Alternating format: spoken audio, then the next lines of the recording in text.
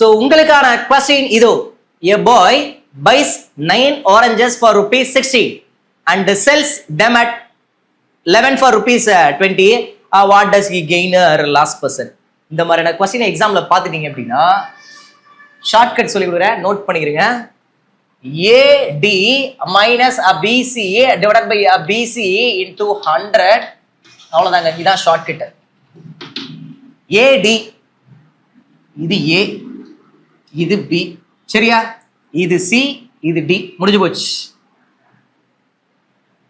AD என்னங்க வருது? A ஓட வேல்யூ 9, D ஓட வேல்யூ 20, மல்டிப்ளை பண்ணி விடுங்க, 180 வருதா? சிறப்பு. BC, B 16, C 11, மல்டிப்ளை பண்ண என்ன கிடைக்குது? 176 கிடைக்குதா? Very good. அதே தானே இங்கேயும் வரும்.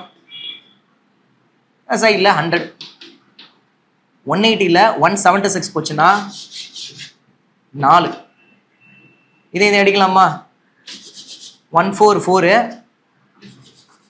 44 16, மிச்சம் 1, 44 16, 44 வருது. 4 அடிப்போமா? 11 நாள் 44, இதை 4 அடிச்சா 25, 25/11 வருது. அப்ப இந்த கொஸ்டினுக்கான ஆன்சர் 25/11%. இல்லைன்னா இதை மிக்சட் ஃபிராக்ஷன்ல கன்வெர்ட் பண்ணுவோமா? பின்னத்தை கலப்பு பின்னமாக மாற்றுக. ஒரே ஒரு 11 11, 2 11 22, மிச்சம் 3/11%. அவ்வளவுதாங்க, முடிஞ்சு போச்சுங்க.